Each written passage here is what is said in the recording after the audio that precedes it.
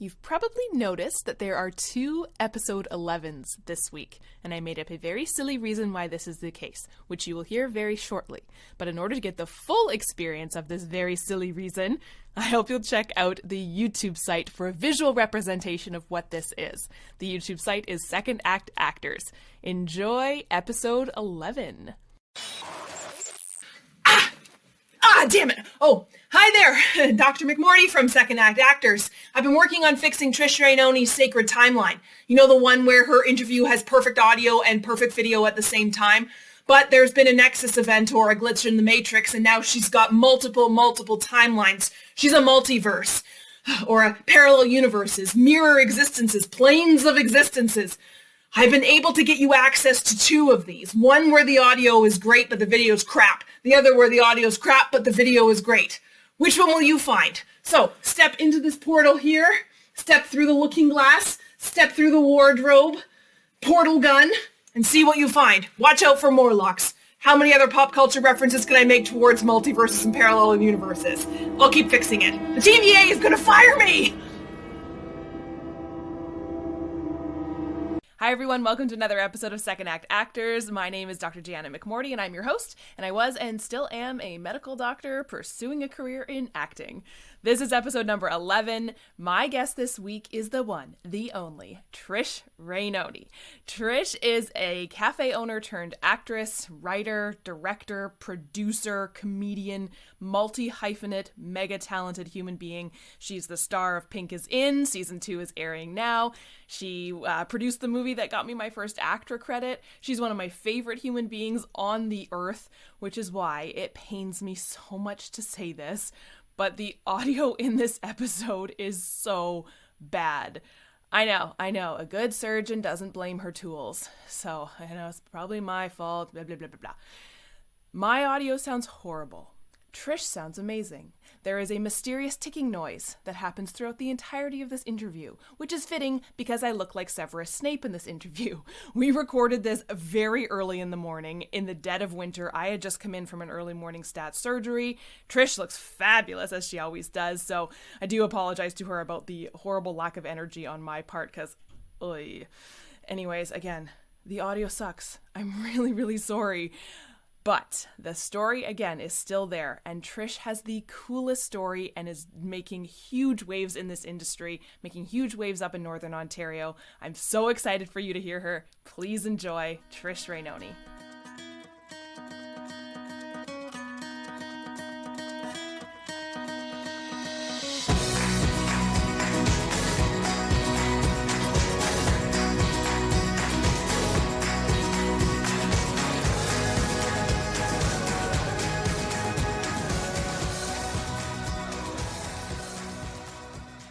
How are you? Good. How are you? I'm good. It's so nice to see you. It's awesome to see you. We chat a lot online, so cool to see your face. Yeah, I know. As in person as we can be. I know. It's awful. And it's funny, I know I've said this before. You and I have talked in person for about maybe 3 seconds, 30 seconds. But I feel like I know you. Once you work with someone on a film, I feel like you're just bonded. So you kind of make these tight-knit family groups, even though you're not like with each other the whole time. Yeah, you're bonded briefly, temporarily, and then you're kind of like, oh, and now we're done. We go away, and oh, okay, I'm never this character again. Yeah, but us on the producing side, we saw your face every week since we saw you on set because of the editing process and all the different edits. So I actually probably feel like I've seen you way more than you've seen me. So I'm probably like oddly familiar with your face. I was also, when you were saying, I was like, well, I do creep your social media quite often because your life is really cool. Instagram is the highlight reel.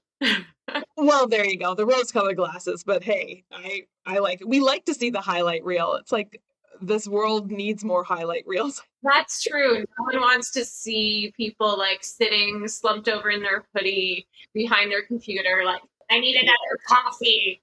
Because that's the majority of my life. You started telling me briefly about your story and I was like, but, say no more. I want you on my podcast. So yeah, tell me your story. What was your adventure and journey to get into acting and your multi-hyphenate acting, producing, directing, everything?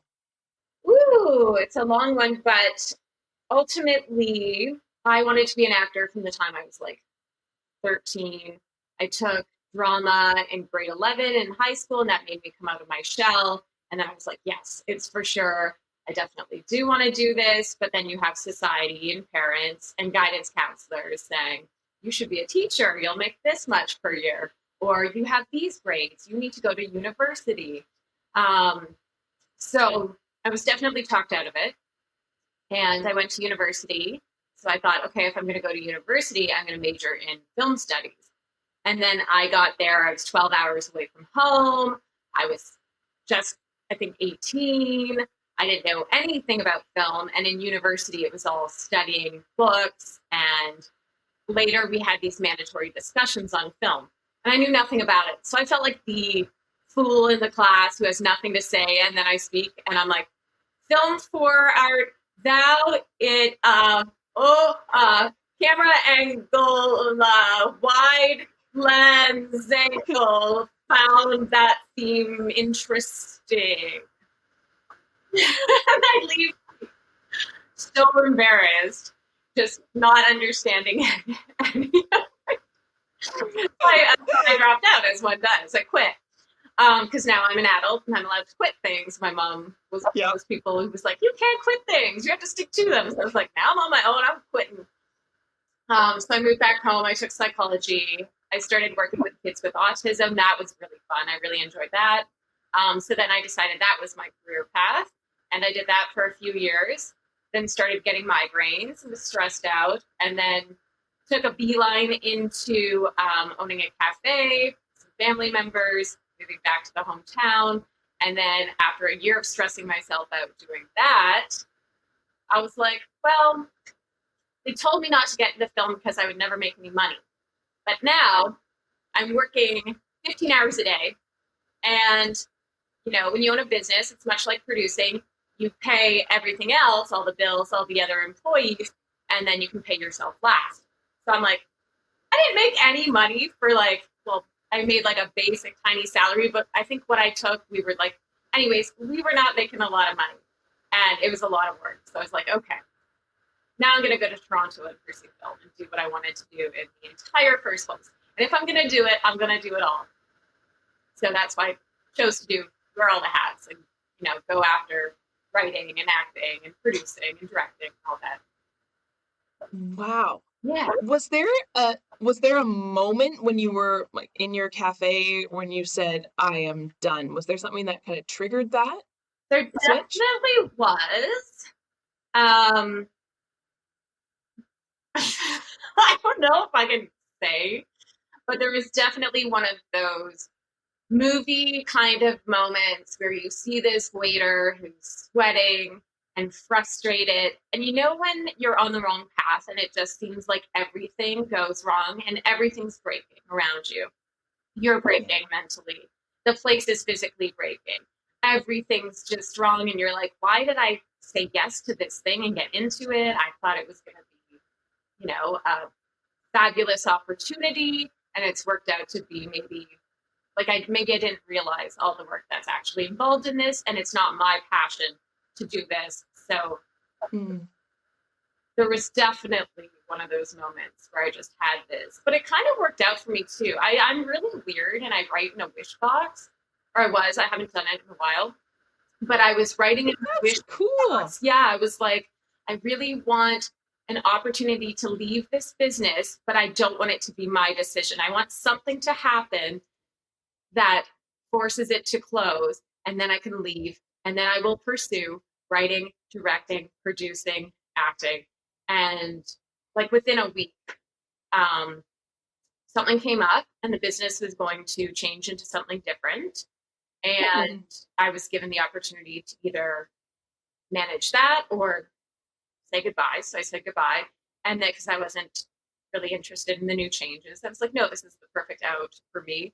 And then an agent reached out from Toronto because I had gotten a headshot done. I had put it on casting platform, and an agent reached out and said, we're interested in signing with you. We'd like to meet you. So it's like it all just kind of happened within the week that I finally decided and put it out there. I was like, I want to be done with this. So it all just weirdly happened. But you hear about these things, right? You put it into the universe and it happens. But also you kind of wonder if it, like, you put it into the universe and kind of gave permission for it to happen. Was that terrifying? Or were you just like, thank God, I've been waiting for permission to do this since I was 13? It was kind of one of those moments where I was like, you know what? I'm so ready. I've lived, and I was afraid of living in a bigger city, being from a small city. I'd never taken a subway, never taken a bus, because it's, just a small city and we get around. I had never taken a bus or a subway, and I was literally afraid of the big city. And I had lived in Ottawa, so that was like my warm up, and I survived. Because every day when you come from a small town, or like if you come anywhere when you're a fish out of water, every day is an adventure on its own. Just baseline adventure, just trying to get through the day and adjusting to a new situation. So I warmed up by moving to Ottawa. Cried the first time I drove on the highway there, going to work the very first day.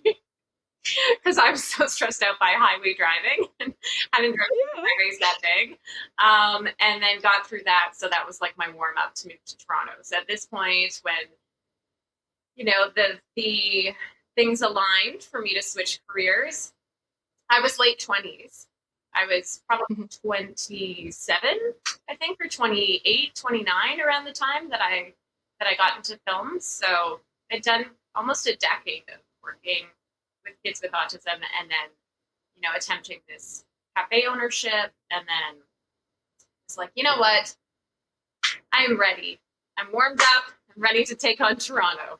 Were you always kind of in the back of your mind, were you always kind of thinking about doing something like that? Like, my instinct when you were like, yeah, and I had my headshot, I got headshots done, I put it on a casting platform. Was this kind of little things like, oh, maybe I'll try just a little headshot, maybe I'll try a little bit of this? It sounds like it was always there, eh? Yeah, and if you try these little things and you get somewhere with them, then it's reinforcing to keep going. You're like, okay, that I know what it's like to have things blow up in my face. That didn't blow up, so let's keep going. What was it like starting in Toronto? How did that go? Did you have to start from scratch? Because again, you're not coming from a theater school background. You don't have your people. You don't have people yet to kind of network. Yeah, I moved there not knowing anyone, not having any family there. Going from apartment to apartment downtown with lots of roommates and taking on lots of little part-time jobs. That were the main thing for a job was that it was flexible, so that I had time during the day for these auditions that pop up. Usually 9 to 5, the auditions pop up, so that rules out 9 to 5 jobs. So yeah, I definitely had quite a few adventures with part-time jobs, quite a few adventures with roommates, quite a few adventures in different strange apartments. It was fun though. Every day felt like a new start. And I remember being so passionate back then and being so excited just every day to wake up and, just figure out how I was going to make rent, or figure out, taking new classes. I took a bunch of improv classes or scene study or camera classes and just auditioning classes. So how to actually audition. So I didn't even know what to do when you walked in the audition room, and I learned the hard way, and had some very embarrassing auditions my first year.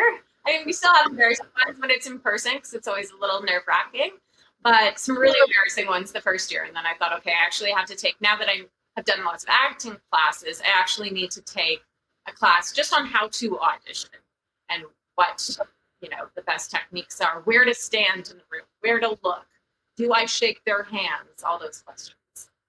We're so in that class. Did you find things like owning a cafe, entrepreneurship?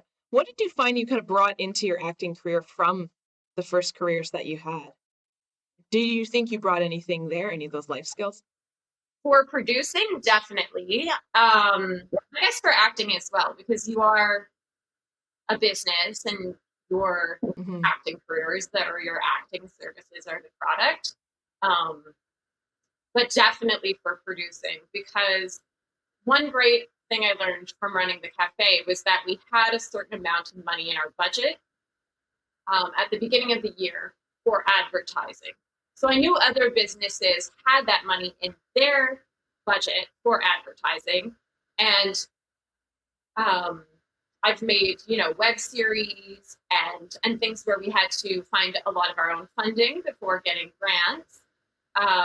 So knowing businesses had money for advertising was really helpful, because then, like for a lot of my projects, we've reached out to businesses, and part of the financing is funding from these businesses.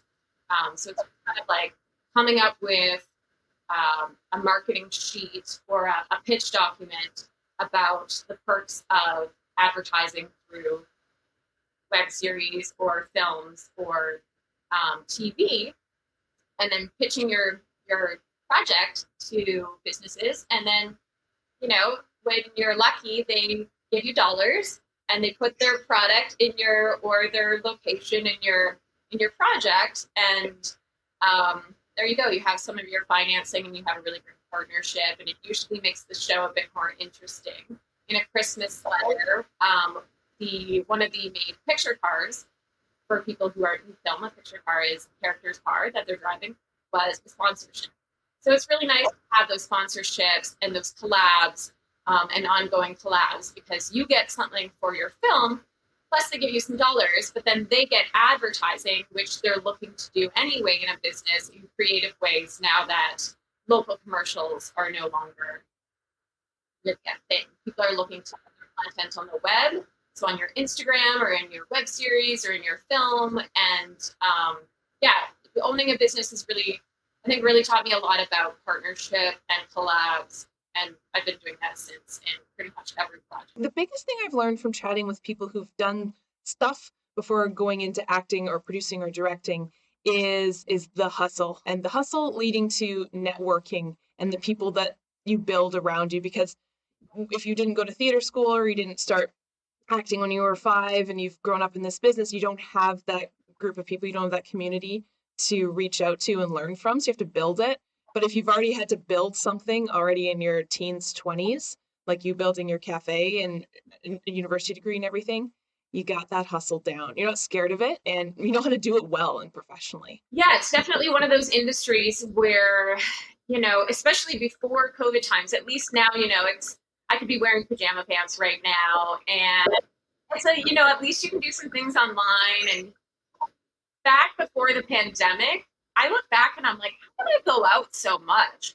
It was always go to some part-time job, go to a writing session with a writing partner, rush off to like your apartment or a cheap store where you can get a quick outfit, or you pull an outfit out of your bag, you bike into a park, you change into the nicer outfit in the park, you rush over to this film festival or this networking event. It was a lot of running around. At least now you can do these things on Zoom, which it's or on whatever platform, but it's nice, but in some ways it's also, you miss that real human interaction. But this business used to be so much networking in person, and it's a lot, because you have to, that was important, and it did help to get to know people and to build a community when I didn't have one moving there. So it was really important to me. A little birdie on the street told me that your role in Pink is In, which if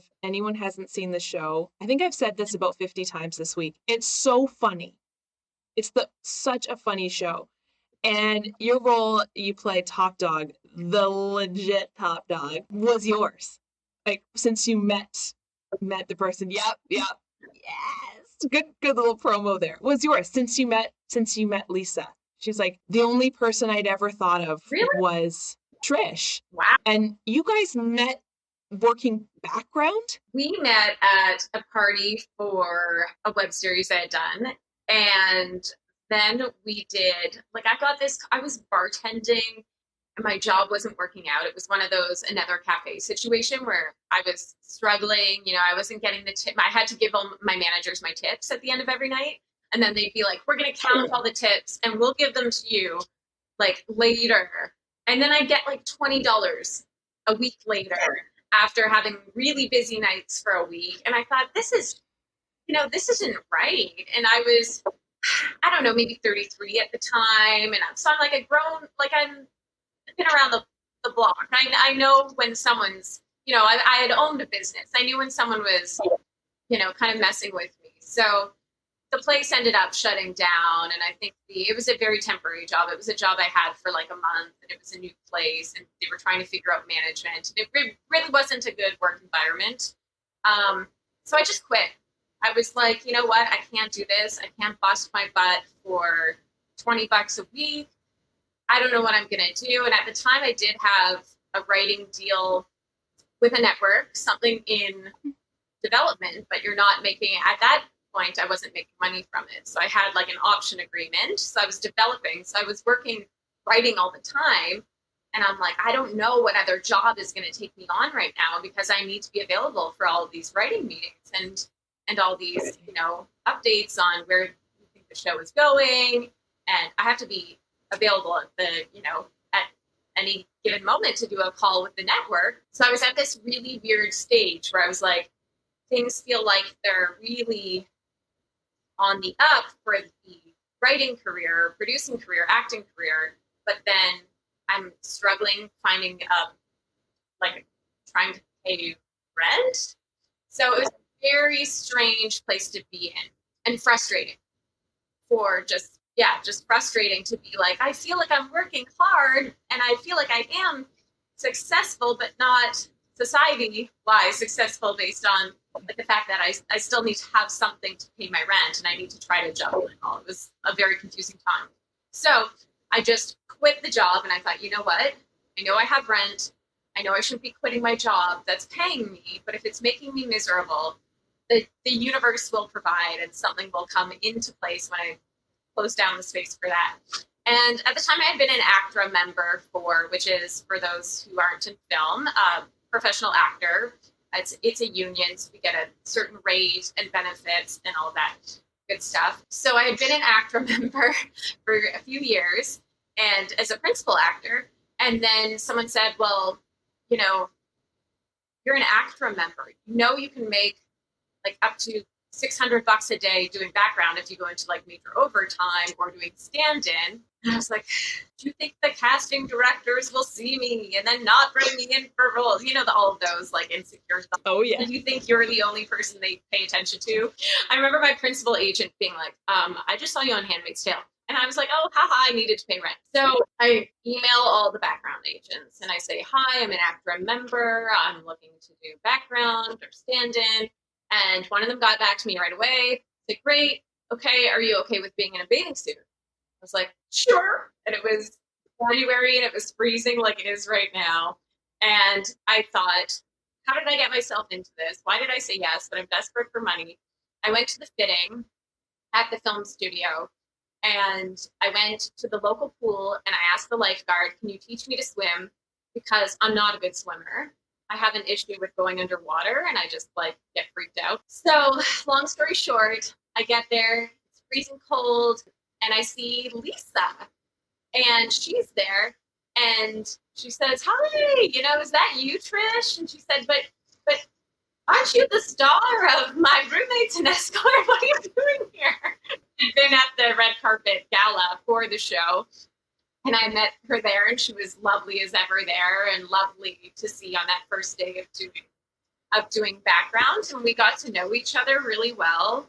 And we just spent, I think it was a 15-hour day. We spent the whole day just chatting and getting to know each other. I didn't end up having to swim, so that was also a good thing. And then we kept in touch.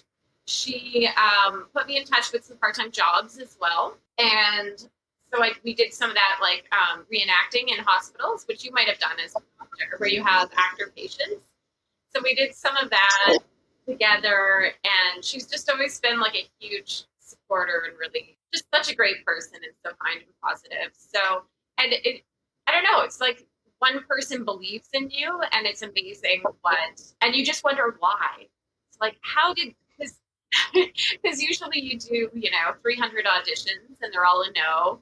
And for one person to say, she reached out a few months later and said, hey, I'm developing this show and I have this role for you. It came as a huge surprise too that it was as the like top dog, tough girl, muscly girl, because where she had seen me before, I was a very like, hi, non-confrontational character who giggles a lot and is like very high pitched and nervous all the time. And then she, selected me to be this top dog tough girl. So I thought that was very surprising and very interesting and intriguing because I hadn't played anything like that. So it's a very fun role to play. And what I found from just a kind of a general realization and comment is, yeah, so much in this industry is about networking, but not in like the negative, like, oh, it's all about who you know, which, yeah, there is part of it. Yeah. But I was surprised when I came into this industry how it's more about who you know.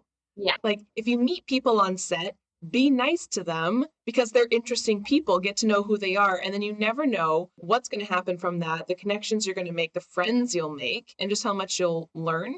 Because you never know, especially I find in Canada, where I think we need to look out for each other because there aren't these incredible opportunities coming left, right, and center. Things like that come down the pipeline at the time when you need it. Like you were saying, you put stuff like that out to the universe, it's going to come back to you tenfold.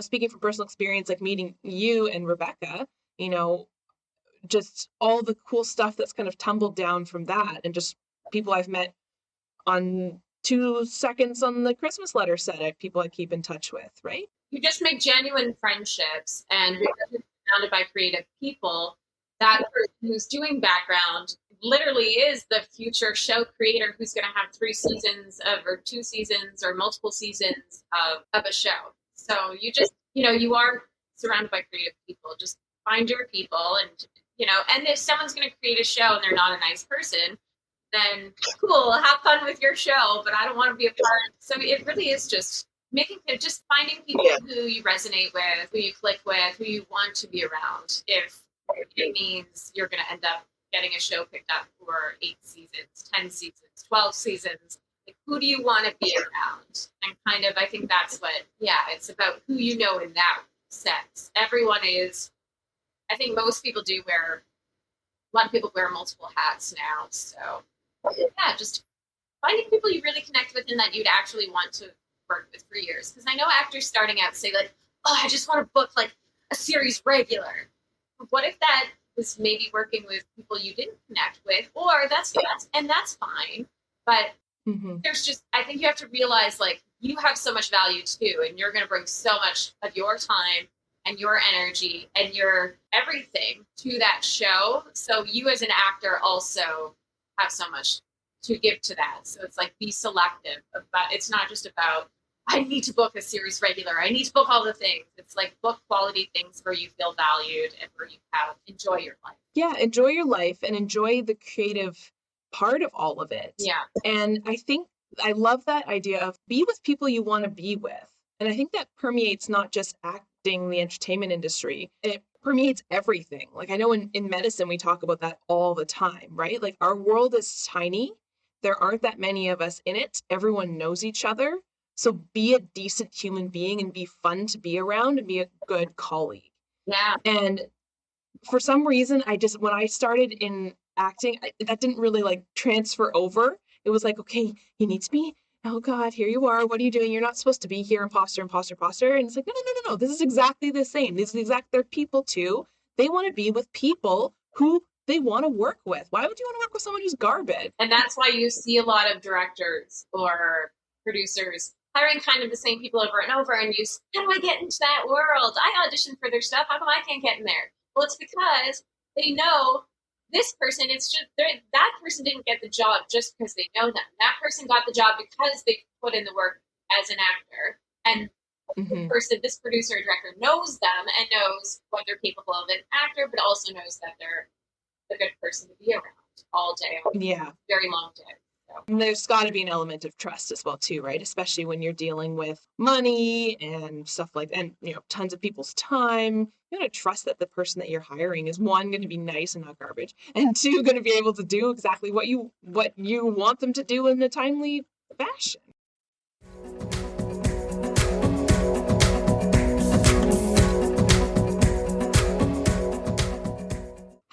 you get into producing and directing? I guess it came from originally a short film where I wanted to write a story. I had a story in my head. I wanted to, make it a thing. So I think I got maybe one of the like Cell TX or one of those beginner free, or maybe Writer's Duet, one of those free script software programs.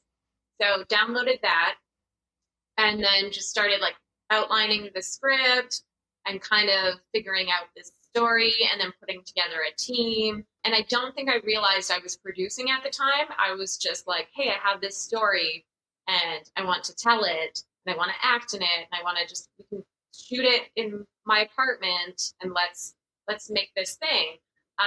So I don't even think I realized it was producing at the time. And then then I sourced out a team. I messaged my director friend and said, hey, I have this idea. Do you want to direct this? And then he had lots of ideas for the script and was really into it. So then he's like, I have a camera and I have this person who could come on board and do these things. So it all just kind of came together. And then I would go to the editor's house and watch him put it together in the edit suite.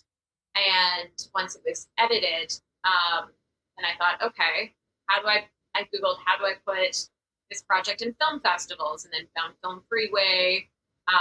For that one, just put up my own money to submit to Film Freeway because it was my first project. I knew nothing about grants or partnerships and collabs or investors. So I then submitted it to all these festivals on Film Freeway. Got into a really cool festival. My other friends in Toronto had gotten into the same festival with their projects, so then we all went down there together.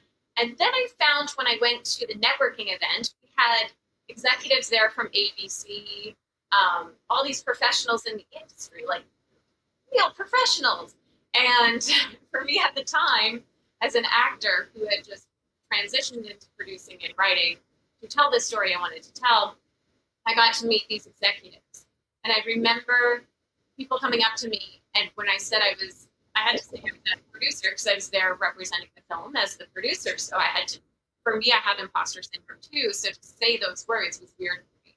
But I was like, yeah, they're like, who are you? What do you do? I'm like, well, I produced the film and it's in the festival. And then they're like, oh, you're a producer. And then they started asking about like any other projects I have in the works. And I just found it was, that's when I realized like, oh, okay, I am a producer. This is a thing. So it just kind of happened that way and evolved. And then when I came back from that, then I met my next collaborator, co-partner, everything at a party. And she said, I want to do more comedy. I said, I want to do more comedy. And then we're like, let's make a comedy web series together and start writing. And then she put it in our calendar that we'd meet 2 days later and start writing. And then, did 2 seasons of that series as a producer, as an actor, as a writer. And it just kind of all snowballs. You just start, and then before you know it, you don't even, I don't know. It just kind of, you wake up one day and you're like, even now I ask myself, I'm like, how did all that stuff happen? Like, here I am. I guess I'm a producer. A Christmas Letter was on CBC. Yeah, so it's been, I don't know, a whirlwind of I think I've been in this business a decade, and it's been a whirlwind. And I guess you just, I don't know, you have stories you want to tell, and you put in the work, and then one day you wake up and you're like, I guess I'm a producer. It's a weird thing. The imposter syndrome is real. Has there been anything that's really, really surprised you about being in the industry since you started? Yes. I went into it very like, woohoo, I'm going to be an actor and I'm going to move to the big city and I'm just going to book these things. Yeah.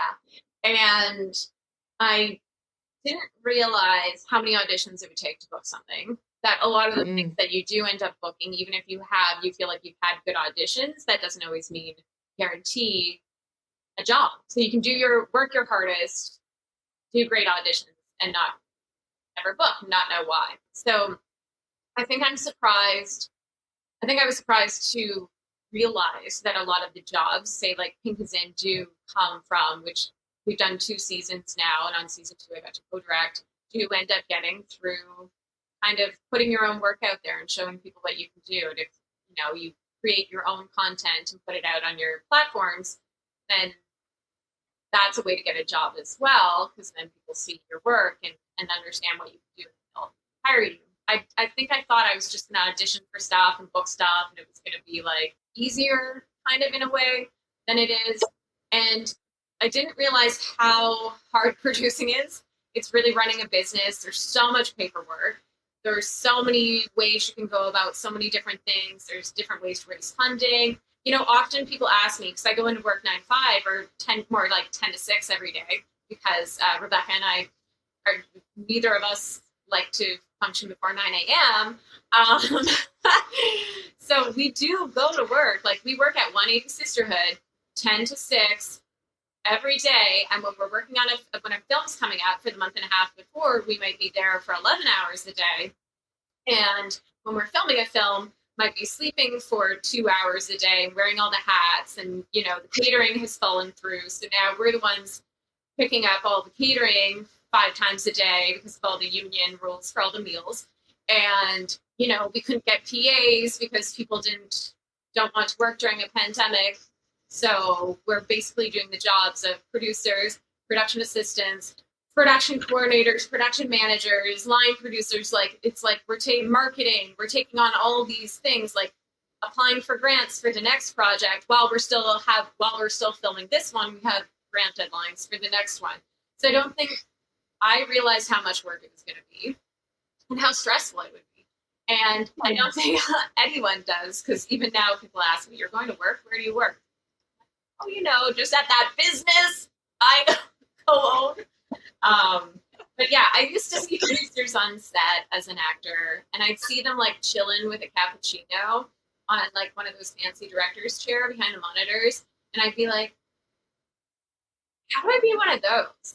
What did I do? And I would Google, what does a producer do? Because as an actor starting out, or as a production assistant, that's when I kind of learned what they do. But even then I didn't understand. Is that how you learned how to do this? Like, did you just Google and then it's just kind of trial by fire? That's kind of how you do it. You start small with a short film, and then you do, a web series, and then you do a feature. But it's also a lot of, like, I don't know, there's no one right way, I think, to learn it. But I did work as a production assistant and probably made a lot of mistakes, because I remember always getting in trouble. So they'd be like, "You are the production assistant, you don't speak in a meeting." And I'd be like, "Oh yeah, okay."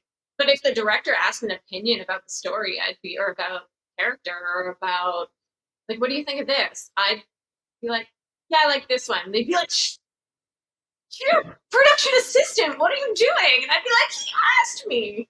You're meant for bigger things. Right? And I was like, okay. So probably was like, did not know my place at the time, but also, I don't know. I think that's also silly. Like, if someone's a human being and they're in the room and they know scripts, because I had already been an actor for a while, and I was writing my own things. And if someone knows scripts and they're in the room, I'm going to ask for their opinion. I'd be happy to have if I asked an opinion in a room and I asked the production assistant, I'd be happy. They're not just a production assistant. They might be an independent filmmaker who makes short films on their own. Who have a really great answer.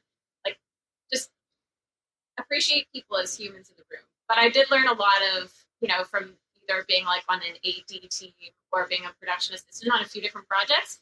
I learned a lot about like watching the producers, what they do. But I think the most important, just basically, like, once I teamed up with Rebecca, we had very different skill sets that we both brought to the table.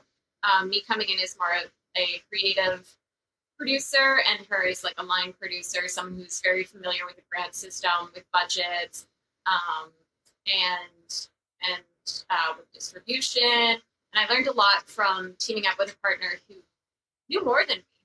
I feel like she was my business partner, but also a mentor, and I learned a lot from working with her. And I'm still learning. There's still so much to learn. But I feel like that was all my answers. I feel like I end up blabbing and I talk too much and they're really long-winded. But I really do feel like I was surprised at how much work it is. People make it look easy on TV. They make it look easy. Even if you watch a show and you're like, people criticize shows all the time. But you're like, do you know how hard it was for them to get that show even made? The fact that they even got that thing made, I'm like, put on them. Especially in a pandemic. I was saying to my partner I can't remember what he was critiquing. He loves to critique films. But I was like, no, I will not critique a single thing that was made during the pandemic because they had the ability to make it during the pandemic. Right. And yeah, I mean, some have infinity money, and so you should be like all those extras should have their masks off because you have an infinity money to tell people to take their masks off. But especially for like small little independent things, like, come on, they made it during the pandemic, the time when everyone was like, give me more content. It's like, but we can't make content because it's a pandemic. People couldn't even see their, aunts or grandmothers or extended family. Then you also have people who wanted to protest on your film sites because a lot of people didn't believe that film was meant that it should be essential during the pandemic. Yeah. So we're definitely, it's funny because when we were filming a project, people were saying like, oh, we should go down there and protest. They were writing comments like that on Facebook saying, we're going to go protest them. They shouldn't be filming during a pandemic. Even though we COVID test every second day, we're in 95 masks, all of that. I get it. But then it's funny when you give them the content, when it's time for the content to put it out there and they consume it. Oh my gosh, this is awesome. So it's very like, I don't know if it's different people and very different polarized views, but you get a lot of kickback too when you're filming during. I definitely heard that from some people in healthcare and stuff like that saying, whoa, you're going to film something. I can't believe they're still running. But yeah, exactly. Yeah. When we go home from the hospital, there better be some new Netflix content out there. Otherwise, I get cranky. Yeah. And how many people are you employing during this time and doing it so safely, safer than a ton of places that I've ever seen? I've never felt more safe. And I work in a hospital at the height of the pandemic. I've never felt more safe than on a film set. Yeah. There's so many rules and there's so many unions involved. And I think that's something people don't realize is that we have unions holding us accountable to following XY rules and multiple unions. You have the camera, the camera team, their union. You have the actors union. You have the directors union. You have so many different unions saying, okay, here are the pages and pages of rules that you need to follow. Let's see your COVID procedures. Who's your on-set doctor? We have an on-set doctor, on-set nurses. At the time, COVID tests weren't covered. So, you're spending a lot of money on PPE, on a COVID test. Like, there's really so many things to think about. And you do want to make sure that everyone is totally safe. So, we got hand sanitizer sponsorships, and you have sanitizer everywhere, and you have someone who's going around, a COVID person who goes around and wipes down surfaces and says, put your mask on, your mask isn't on correctly. We had a nurse doing that who took the job very seriously. She was amazing on a Christmas letter. So yeah, I think maybe just people don't, I think if you have never been on a film set, you might think fun and games and everyone's just having a good time, but it's a very serious procedural environment. I think when art in general, people forget that it's a business because they think of like art being it is, a very creative passion for people and something you do in your spare time. But no, it's a bajillion dollar business and it's so serious. There's so much more to it, but I totally agree. If you've never been on a film set, you would think it's just all fun and games and hair and makeup and play, which it is, but it is serious stuff. It is serious stuff. For somebody who's trying to switch from their first job or first life into acting, producing, or directing, do you have any advice? I would say start small and start with something you're really passionate about with a good team of people. So start with people you want to be around, who you have a good energy flow with, and tell a story that is something that comes from your heart and that you feel like you're moved to tell and you feel very motivated to tell. Because then even when the process isn't as fun or you're having a bit of a low time in the process of pre-production, production, post-production, marketing it, you have to love the story and you want to stay motivated to tell it and to really push it out there and follow through and go to the film festivals with it and maybe get distribution for it. Because you can do that now for shorts, which is really cool.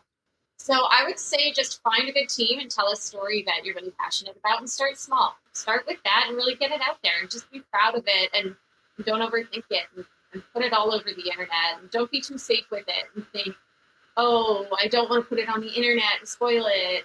Because I think if it's your first project and you're trying to make that transition into film, you really want to show people what you can do. So make something for the web, something that you can put out there, that you can share in different networking groups and take lots of online courses and classes with other people so you can really kind of build your network and have a support system. I gotta imagine if you're doing something that you're passionate about and a story that you're passionate about, that's gotta just shine right through, right? And like that genuine enjoyment of it is just gonna shine right through when you're trying to make something your own.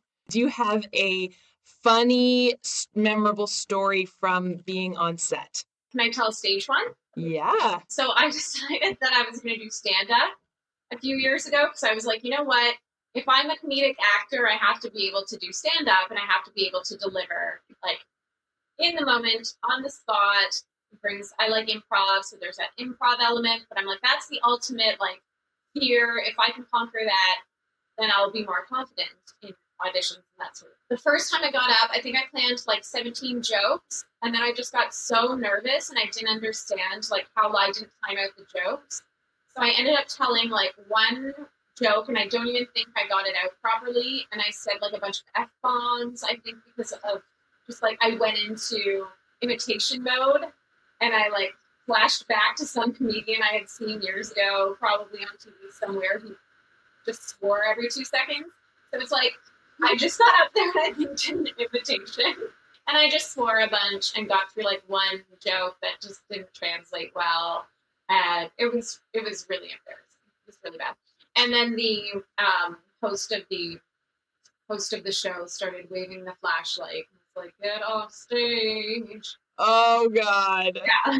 So that was definitely an embarrassing moment. I think, stand-up has got it. That is I think the bravest thing any human could do is to put themselves up on stage in front of other people by themselves and try and make them laugh.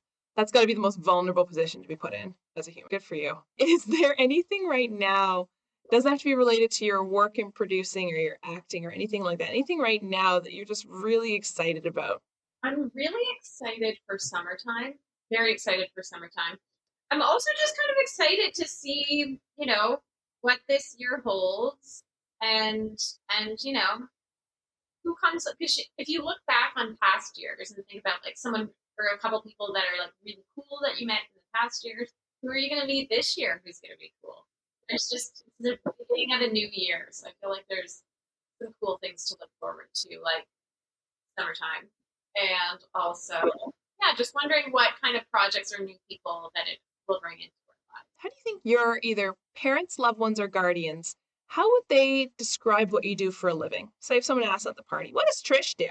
I feel like my mom would say, oh, she works all these hours and then takes over my house, and she gets turned down a lot, and she, she's trying though. She's doing this thing. Sometimes they write about her in the paper. I think it said in the paper that she was in a film festival. Meanwhile, you were the one who started that film festival. Oh, yeah. Yeah. The founder of the film festival. She asked me this year. It was the second annual festival for the Sioux Film Festival that Rebecca and I and Carrie DePoli run. And Rebecca and I started it last year. We did it in person, even though, it was pandemic times. So we were allowed to have restaurants were open and they were allowed, I think, 20 people capacity or something like that. We were in a restaurant bar with like a screen on the wall, and we were allowed to have 20 guests. And then we held it online as well. And then this year we were allowed to have 30 guests because it was half capacity. And the theater had 70 people capacity. So we allowed 30 in-person guests max and did the rest online. But we have our whole red carpet set up and our backdrop. So my mom said, oh, you're doing your film festival again? So that's just online though, right? Like you've never done it in person. I'm like, no, we fully did it for 3 days in person last year. You didn't come. So then this year she came to it. So she got to see it in person. Oh. Yeah, and then she doesn't relay things to me face to face, but my sisters, I have 3 sisters, so then they pass on the message. So my sister said, that was really cool. Our mom was proud of you, seeing what was like being in that world and seeing what was really going on. So I thought that was really cool. That's awesome. Did you feel validation? Yeah. Oh, yeah. And she would also, I kind of did. Yeah. It was nice to hear, like, it was just nice to have her there and have her see instead of reading about it in the paper or hearing about it from my sisters. It was kind of nice to just have her experience something. And now that I am based in my hometown, it's nice that she can be involved.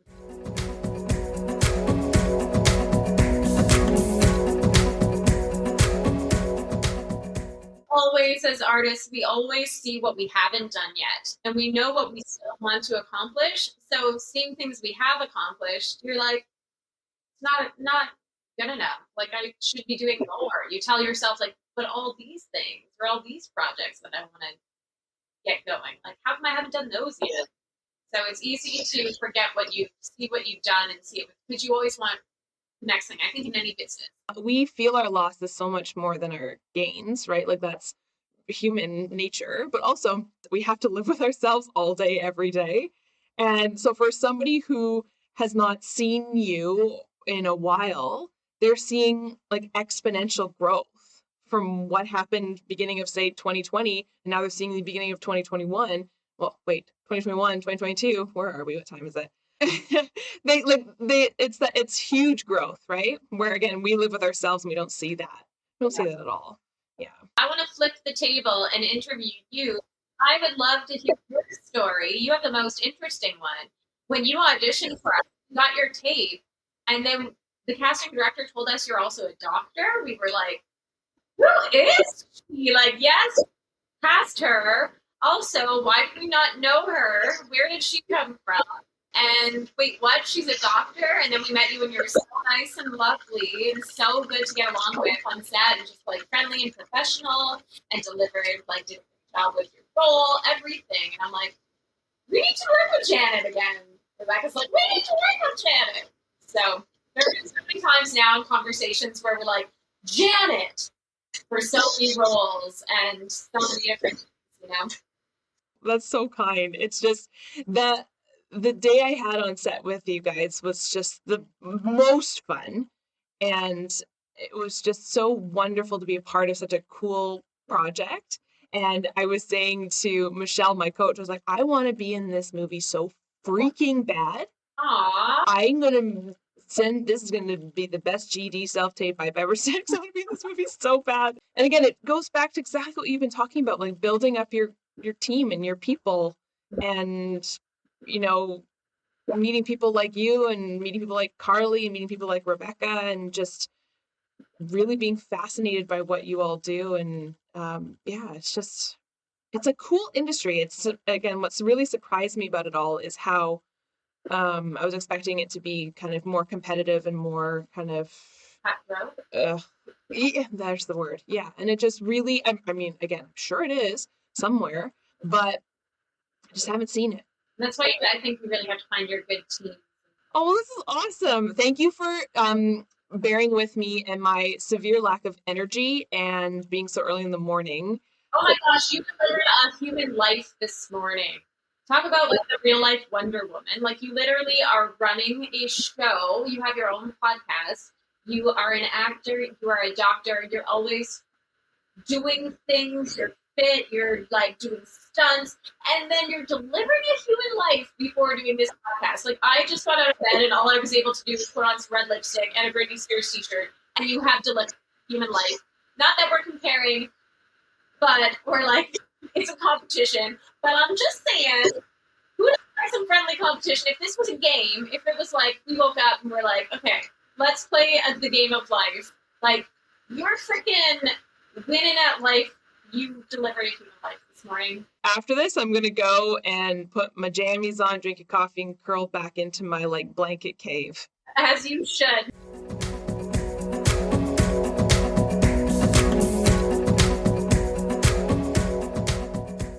Thank you everyone for tuning in, and thank you Trish for being my guest this week. I don't want to get emotional because Trish, again, is one of my favorite human beings on the planet and we talk a lot, but thank you for being a guest on my episode. Your story is fabulous. I'm so excited to see everything that she's doing with 180 Sisterhood. They are so busy. They're producing incredible Canadian content. Please go and support them. Support the show Pink is In. We need to support Canadian content being made in this country of Canada. Rant over. I hope you'll tune in next week for another episode of Second Act Actors. Bye. Second Act Actors is produced and edited by me, Janet McMorty. Theme music by Guillaume. Additional sound editing by David Studio. Additional video editing by Jackie Wadoer. Show notes written by Sarah Hopkinson. I record using Riverside FM. If you're interested in developing an interview-based webcast like mine, I highly recommend this platform. Shoot me an email and I'll direct you to the wonderful folks there. If you or someone you know is interested in being a guest, email me at secondactactors@gmail.com. Don't forget to like, subscribe, and share with your friends. My love language is words of affirmation, so compliments, constructive criticism, and feedback are always welcome and encouraged. Negative Nancys, Judgy McJudgersons, or Debbie Downers, unless you're Rachel Dratch, regarding me or my guests are not welcome. It takes serious courage to share your story with the world, so if you're tempted to negatively comment about someone else's story, please ask your therapist why you're such a garbage person. Save the drama for the stage. On that happy note, I hope you'll tune in next week for another episode of Second Act Actors. Bye!